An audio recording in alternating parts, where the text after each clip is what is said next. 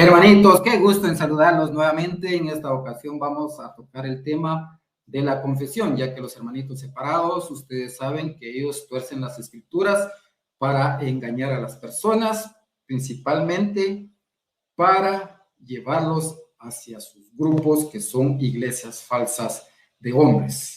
La confesión también recibe el nombre de reconciliación. Es un encuentro personal con Jesús que consiste en que la persona declara sus pecados a un sacerdote, quien actúa en la persona de Jesús mismo. El confesor está autorizado y facultado para darle la absolución de los pecados cometidos de quien ha faltado, previa asignación de una penitencia, por supuesto. Así lo dispuso nuestro Señor Jesucristo al instituir el sacramento de dar autoridad a través de la imposición de manos que se viene dando ininterrumpidamente como un hilo conductor desde nuestro Señor Jesucristo, los apóstoles, hasta nuestra fecha.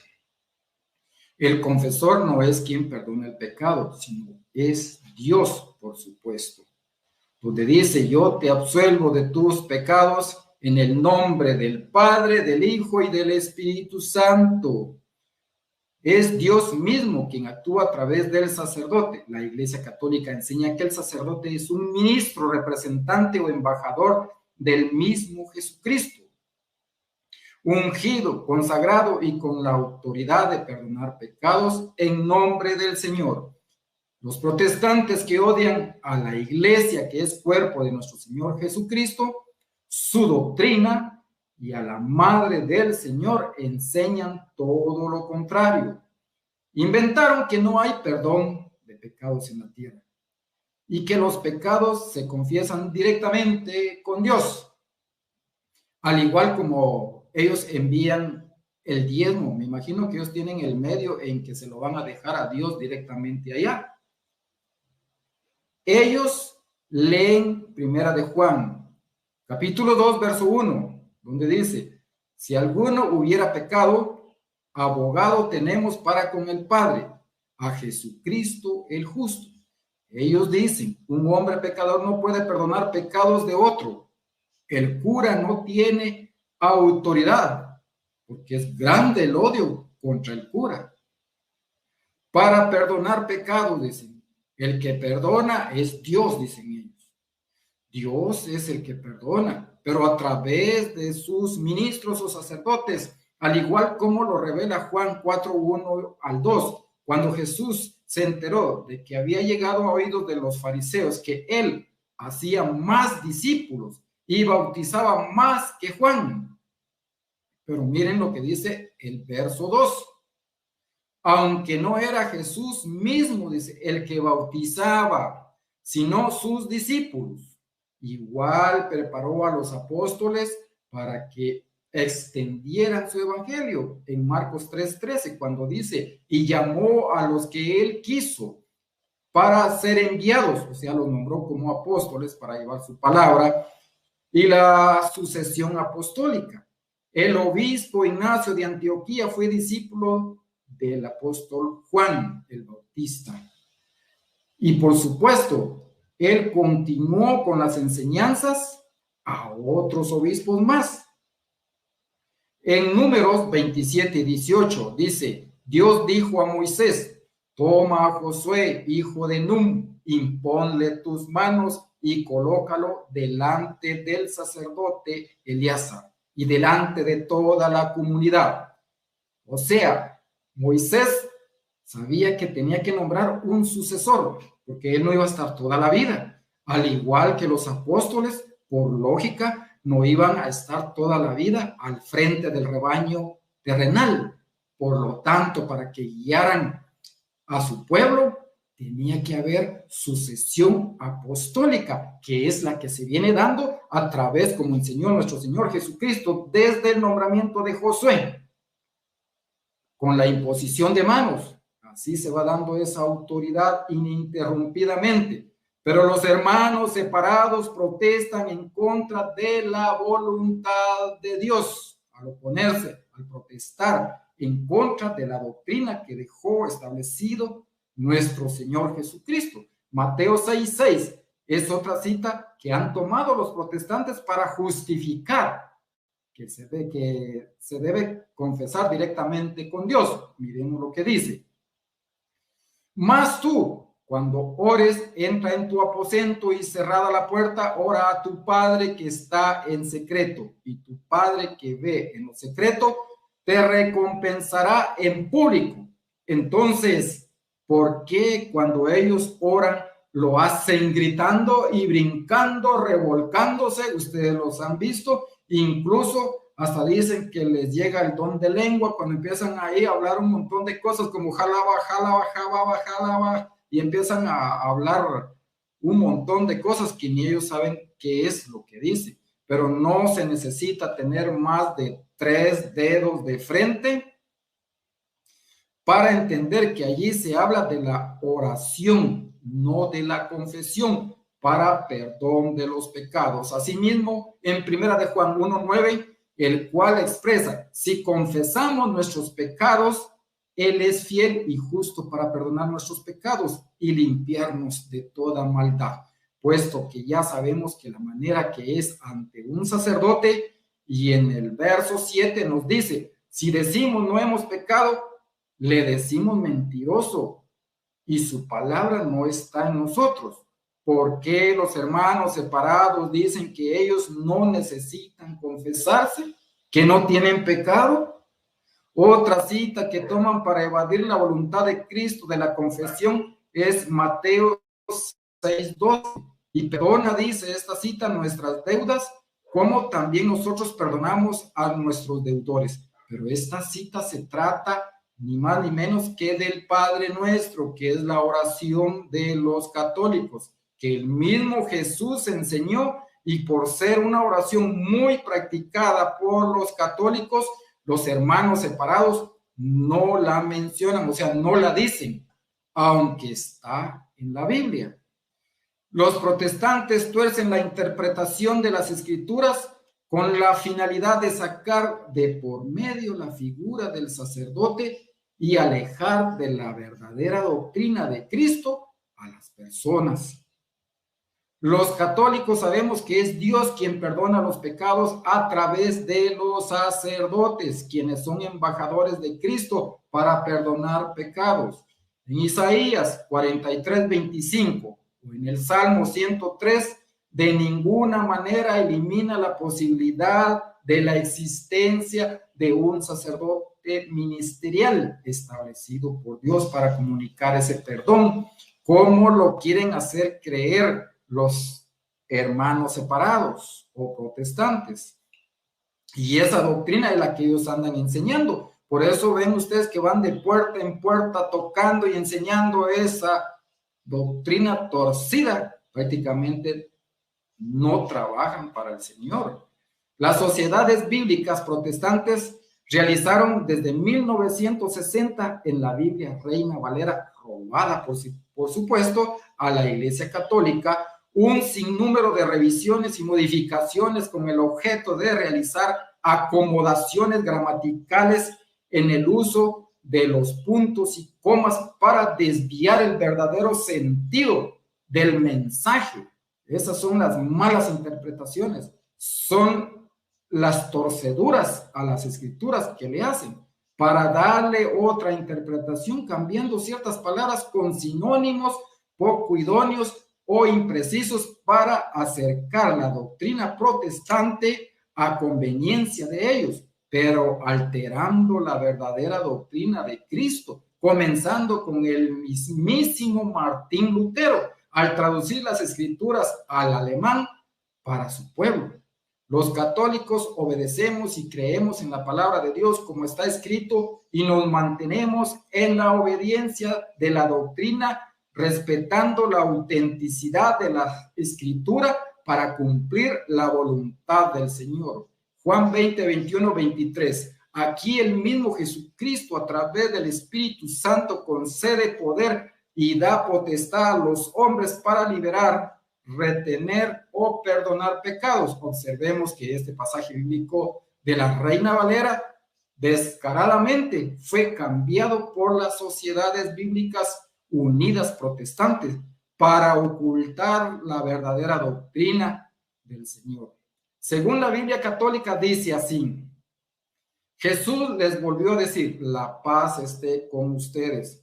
Asimismo el Padre me envió, así los envío yo también a ustedes. Dicho esto, sopló sobre ellos y les dijo, recibid el Espíritu Santo, y a quienes descarguen de sus pecados serán liberados, y a quienes se los retengan les serán retenidos.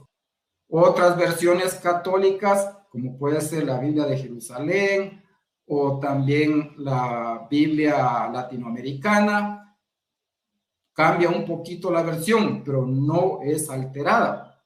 A quienes ustedes perdonan los pecados les quedarán perdonados, y a quienes no se los perdonen, les quedarán sin perdonar. De esta cita, ¿qué es lo que no entienden los luteranos? Ahora, según la Biblia Reina Valera manipulada, dice así: entonces Jesús les dijo otra vez, paz a vosotros, como me envió el Padre, así también yo os envío. Y habiendo dicho esto, sopló y les dijo, recibid el Espíritu Santo. A quienes remitiréis los pecados, les son remitidos, y a quienes se los retuviereis, les son retenidos. Nótese que el fragmento es más complejo de interpretar, no obstante, guardan el mismo significado. La Biblia Reina Valera, al presentar este pasaje con una traducción compleja, los mismos protestantes, incluso novatos, no la pueden explicar o darle una exégesis apropiada. Y ahí es donde se están dando las malas interpretaciones y empiezan prácticamente a predicar otras doctrinas, pues no la comprenden ni ellos mismos, porque la cita fue manipulada debido a que a las Sociedades Bíblicas Unidas no les conviene, porque las citas originales de la Biblia van revelando que la iglesia de Cristo es la iglesia católica. Tratamos de poner la lupa donde Jesús les transmite poder y potestad a sus apóstoles a través del Espíritu Santo. Dicho esto, sopló sobre ellos y les dijo, reciban el Espíritu Santo. No es la primera vez que el Señor comparte su poder con sus discípulos. Ver en Mateo 10:1, les dio poder para expulsar demonios y para sanar toda enfermedad y toda dolencia. Lucas 10:19, para pisar sobre serpientes y escorpiones y contra el enemigo. 2 de Corintios 5:18-19, es una cita interesante, pues el mismo Pablo dice que tienen poder de perdonar pecados a través del ministerio de la reconciliación. Tratemos de detallar en este pasaje que San Pablo utiliza la palabra ministerio. Según el significado de ministerio o ministrar, es el siguiente. Sinónimo de ministrar es dar, suministrar algo a alguien. Ministrar o ministerio es administrar, servir, dar algo, ejercer un oficio, llevar a cabo una obra. San Pablo afirma que Cristo les encomendó ministrar el sacramento del perdón, pues la cita dice así: y todo esto proviene de Dios, quien nos reconcilió consigo mismo por Cristo y nos dio el ministerio de la reconciliación. Poner la lupa que San Pablo dijo, y nos dio o nos encargó el ministerio de la reconciliación. Observar que este pasaje se conecta perfectamente a otras citas bíblicas que dicen, a quienes perdonen sus pecados les quedarán perdonados, puesto que Jesús está dando potestad a hombres para ministrarle perdón de los pecados. Juan 20:21-23. También se conecta a aquella cita que dice, y para que sepáis que el Hijo del Hombre tiene potestad en la tierra para perdonar pecados. Y la gente, al verlo, se maravilló y glorificó a Dios, que había dado tal potestad a los hombres. Mateo 9:6-8. Sigamos leyendo el contexto de 2 de Corintios 5, justamente en el verso 19. Pues continúa afirmando así, que Dios estaba en Cristo reconciliando consigo el mundo, no tomándoles en cuenta a los hombres sus pecados, y nos encargó a nosotros la palabra de la reconciliación, que en castellano significa Jesús nos encargó la tarea de enseñar por medio de la palabra que perdonemos pecados. Observar lo que dice el verso 20. Así que somos embajadores en nombre de Cristo, como si Dios rogase por medio de nosotros. Os rogamos en nombre de Cristo. Reconciliaos con Dios. Pablo dice que ellos son representantes de Cristo en la tierra, embajadores. ¿Qué es lo que no entienden los hermanos separados entonces? Pero no es que no entiendan. El objetivo del protestantismo es dividir y atacar la iglesia, que es cuerpo de Cristo, y desviar de la salvación a las personas ignorantes que no leen la Biblia, que no investigan. Esto es el plan de Satanás, que no lo hace él en persona, porque si no, nadie le creyera, todos saldrían corriendo. Pues también tiene a sus propios ministros que trabajan para él, para ese fin. Sin lugar a dudas, el hombre puede ministrar el sacramento de la reconciliación. Santiago capítulo 5, 14 al 16, es otra cita manipulada y que también habla de perdonar pecados. Enseña que los presbíteros o los sacerdotes son los únicos autorizados para proveer la unción de los enfermos con aceite y confesar para el perdón de los pecados. Dice así esta cita: si alguno está enfermo entre ustedes, llame a los presbíteros, o sea, a los sacerdotes de la iglesia, no dice de las iglesias o de cualquiera de esas iglesias, no, porque ha existido solo una iglesia hasta en 1520, cuando Martín Lutero se pelea con la iglesia, contra el Papa, y decide fundar su propia, pero falsa iglesia, porque no es de Cristo. La de Cristo ya había sido fundada más de 1500 años antes. Y dice, y continuando dice, y oren por él, ungiéndole con aceite en el nombre del Señor. La oración y la fe salvará al enfermo y el Señor lo levantará, y si hubiere cometido pecados, le serán perdonados. Confesaos vuestras ofensas unos a otros. Según la manipulada Reina Valera, dice de esta otra manera: ¿está alguno enfermo entre vosotros? Llame a los ancianos de la iglesia y oren por él, ungiéndole con el aceite en el nombre del Señor. Punto. Y la oración de fe salvará al enfermo y el Señor lo levantará. Y si hubiere cometido pecados, les serán perdonados. Confesaos vuestras ofensas unos a otros y orad unos por otros para que seáis sanados. La oración eficaz del justo puede mucho, dice. Según el diccionario, la palabra presbítero es sacerdote, no hay vuelta de hoja. Y los ancianos eran hombres maduros, elegidos por la comunidad, puesto que ellos recibían la imposición de manos de los apóstoles. Pero díganme una cosa: ¿quién de los protestantes ha recibido la imposición de manos que viene desde los apóstoles? Si ellos nacieron apenas 500 años aproximadamente, que fue el más antiguo, de donde nacieron todos los demás, pero de ahí de los otros que han sido fundadas de hace 20 años, 10 años, hace 5 años, hace un año, hace unos 5 días, precisamente no pueden tener esa autoridad de los apóstoles. Dice, pastoreaban a la comunidad de esos ancianos y les predicaban la palabra de Dios, presidían la Eucaristía.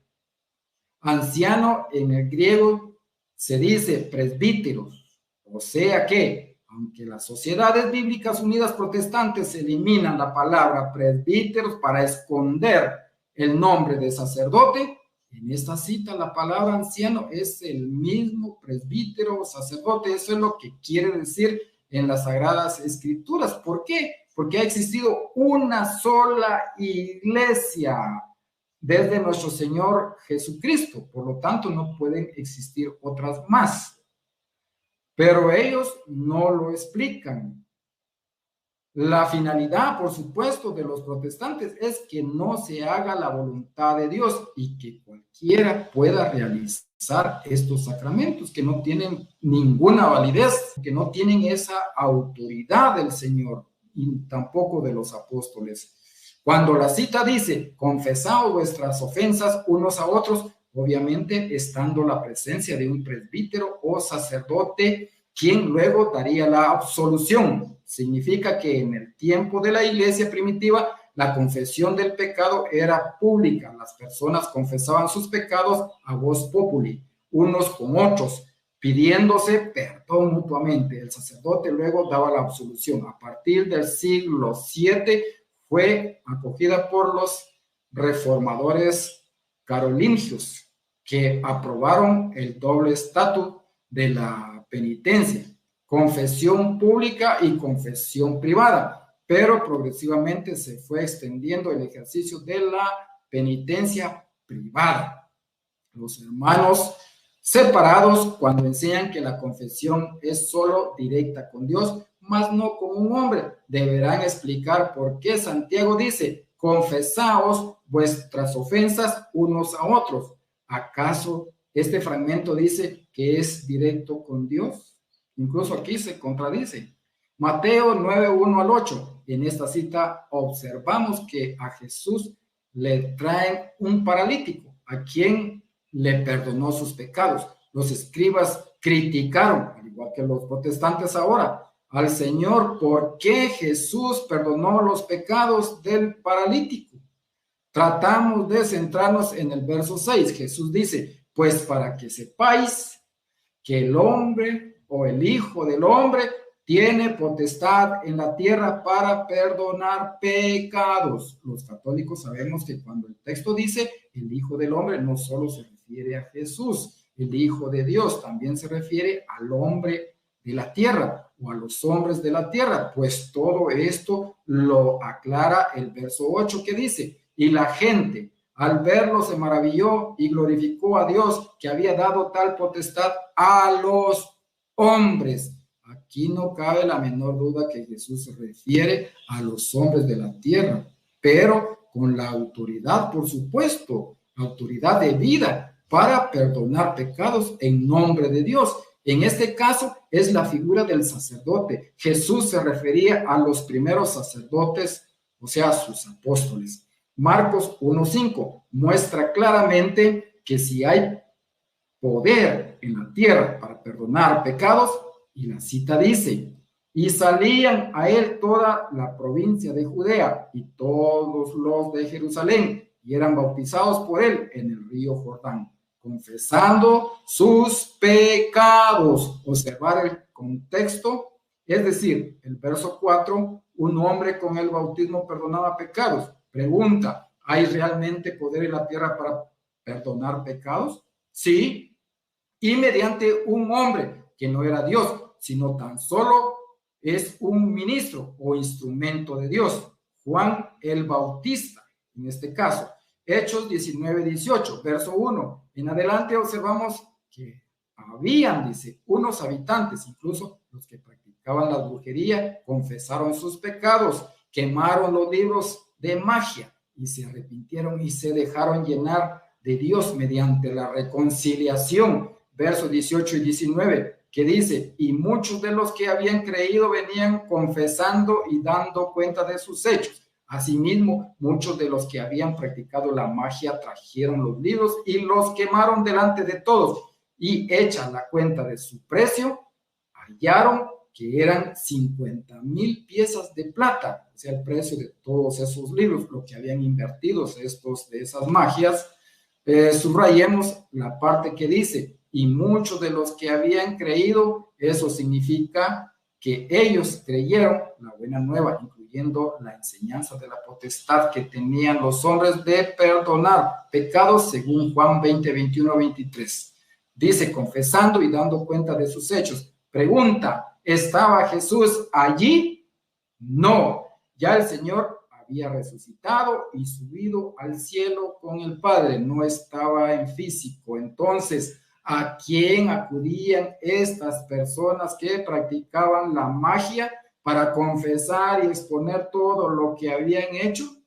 ¿Cómo interpretarán los protestantes esta cita? Lucas 17, 11 al 19.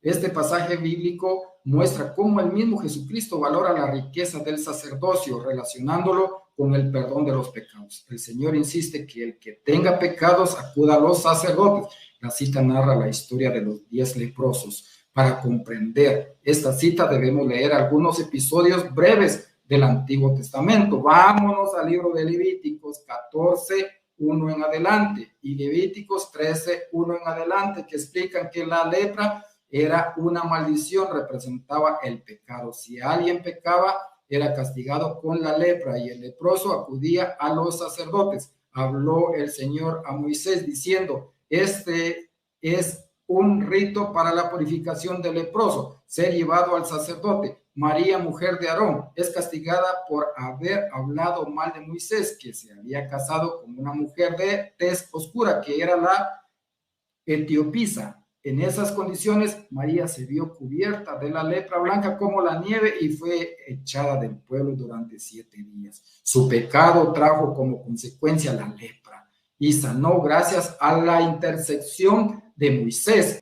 Ver en Números 12, 1 en adelante. Dice: Eliseo curó a Gisai y a Naamán, que había cometido el pecado de la impostura o la falsedad, o sea, mostrar ser lo que no es, como hacen los protestantes, y fueron castigados por la lepra. Primera de Reyes 5:8 y Primera de Reyes 6:1. Osías, descendiente de Salomón, tuvo ira contra los sacerdotes, dice, y le brotó la lepra en su frente. 2 de Crónicas 26:19. En conclusión, la lepra representaba el pecado. No perdamos de vista esta situación. En la cita de Lucas vamos a observar algo muy apreciado a la doctrina de los hermanos separados. Es decir, ellos enseñan que no necesitamos intermediarios o intercesores para pedir perdón a Dios de nuestros pecados, pues para ellos todo es directo con Dios. Observamos si Jesús acepta o no eso. Sí, así en su voluntad. Allí Jesucristo resalta el poder del sacerdocio. Los 10 leprosos actuaron como enseñan hoy día los hermanos separados, es decir, directos al Señor. Habían pedido, dice, misericordia. Sin embargo, Jesús no los sanó. Por el contrario, les dijo que se presentaran a los sacerdotes, y mientras iban ellos, mientras caminaban, fueron limpiados. Esa es la voluntad de Dios. Sabemos que la lepra representa el pecado. Esta cita enseña que cuando vayamos a los sacerdotes y confesamos nuestras culpas, quedaremos limpios. Sin lugar a dudas, Jesús nos está enseñando la necesidad de acudir a los sacerdotes. O sea, ¿cuál es el camino? Nos está dando estas señas en las Escrituras, pues ellos lo representan en la tierra. Por eso San Pablo, al tomarse en serio su ministerio de perdonar pecados, dijo en 2 de Corintios 5:20, así que somos embajadores de Cristo, como si Dios rogase por medio de nosotros. Os rogamos en nombre de Cristo, reconciliaos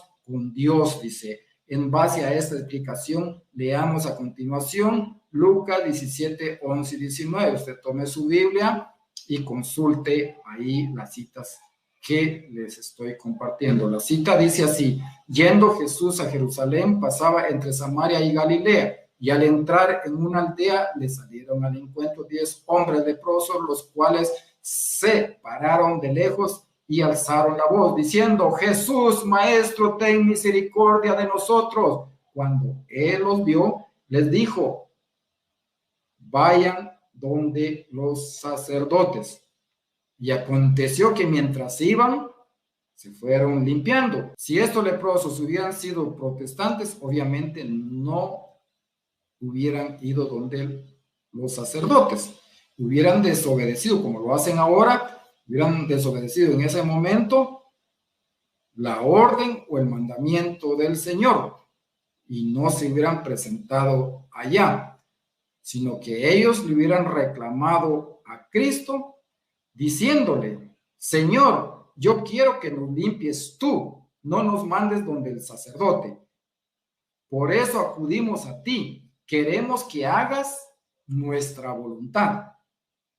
Jesús mismo desploma la falsa teología protestante de los hermanos separados cuando enseñan que la reconciliación de Dios es directa con Él, mientras que el Señor dice que es a través de los sacerdotes, tal como se venía haciendo desde el Antiguo Testamento, Levítico 5:1 en adelante y verso 5, el cual presenta claramente la confesión de pecados. La persona culpable por haber cometido algún pecado debía acudir al sacerdote y llevar consigo algún animal para la expiación, y la persona quedaba libre de pecado. El verso 5 dice: confesará primero su pecado. Verso 6: el sacerdote hará la expiación por él y quedará perdonado. Versos 17 y 18: si alguno ha pecado, traerá al sacerdote, etcétera, etcétera. ¿Dónde dice que la confesión era directa con Dios? Quisiéramos saber dónde dice eso. Si en el Antiguo Testamento el que cometía el pecado se presentaba ante un sacerdote para el perdón de sus faltas, ¿por qué no ha de continuar en el Nuevo Testamento? Esto es lo que tratan de negar los hermanos separados al inventar que el sacerdote fue abolido. Levítico 16:32. Investiguemos en este pasaje que el sacerdote, para tener poder de perdonar pecados según la ley, debía ser ungido y consagrado. No cualquier persona que se le ocurra y se autonombre pastor lo puede hacer. No, señor. Los protestantes, para justificar su doctrina falsa, usan la cita de Jeremías 17:5, que dice: maldito el hombre que confía en otro hombre. Así es que yo no voy a confesar mis pecados con otro hombre pecador. Aunque esta cita no habla de confesión, pero ellos tratan de torcerlas. Para los hermanos separados, la palabra confiar es un equivalente de confesar, prácticamente, con lo que ellos dicen o con qué justifican esta cita. Esto es un error, no es lo mismo confiar y confesar. Sin embargo, podría decirse entonces que los hermanos separados son malditos, están bajo la maldición de Jeremías, debido a que ellos confían en otro hombre. Por ejemplo, confían en Martín Lutero, en William Miller, Elena G. White, John Smith, en Calvino, Charles Russell y tantos aquellos que han fundado sus propias iglesias, que vienen fundándolas desde Martín Lutero hasta nuestras fechas. Vienen fundando estas sectas donde ellos confían ciegamente que allí, en esas falsas iglesias, propiedad y obra de esos hombres y mujeres ya mencionados, entre muchos más, entre miles más, que ellos se van a salvar ahí y no en la iglesia que dejó nuestro Señor Jesucristo, y le creen a las doctrinas que han inventado cada uno de ellos, de estos hombres herejes que han fundado sus propias sectas, y rechazan la doctrina, la sana doctrina de nuestro Señor Jesucristo. Sigamos leyendo las Sagradas Escrituras. Estudiemos las Escrituras, investiguemos, no nos quedemos con lo que nos dicen, sino que investiguemos en las Escrituras, en la historia, para que no nos engañen y nos arrastren hacia el error.